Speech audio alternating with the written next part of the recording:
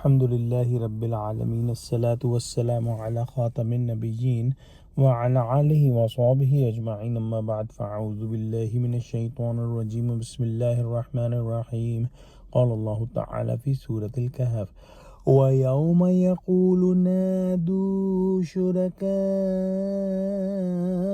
الَّذِينَ زَعَمْتُمْ فَدَعَوْهُمْ فَلَمْ يَسْتَجِيبُوا لَهُمْ وَجَعَلْنَا بَيْنَهُمْ مَوْبِقًا۔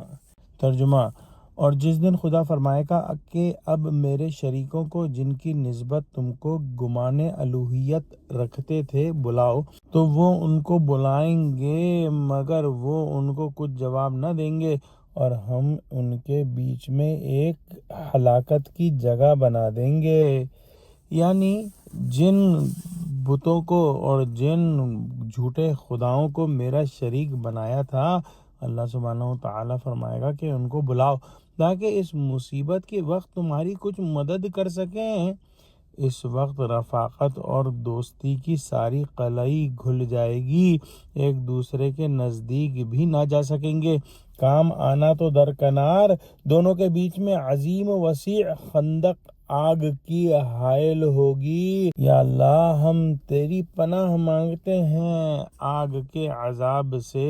جو شریک کرتے تھے وہ بھی اور جن کو شریک کیا تھا وہ بھی ایک دوسرے کو نہ پہچانیں گے، اور اگر تو شریک بت تھے تو وہ تو کسی قابل ہی نہ تھے، لیکن اگر کسی بدبخت نے فرشتوں کو یا اولیاء اللہ کو یا کسی اور کو جو کہ جواب دے سکے اللہ کے ساتھ شریک کیا تھا تو وہ ان سے بیزاری ظاہر کریں گے، اور کیا ہی حسرت کا مقام ہوگا کہ جن کو اللہ کے سوا پکارا اور جن کی عبادت کی وہی آج بیزار ہیں یا جواب دینے کے قابل ہی نہیں۔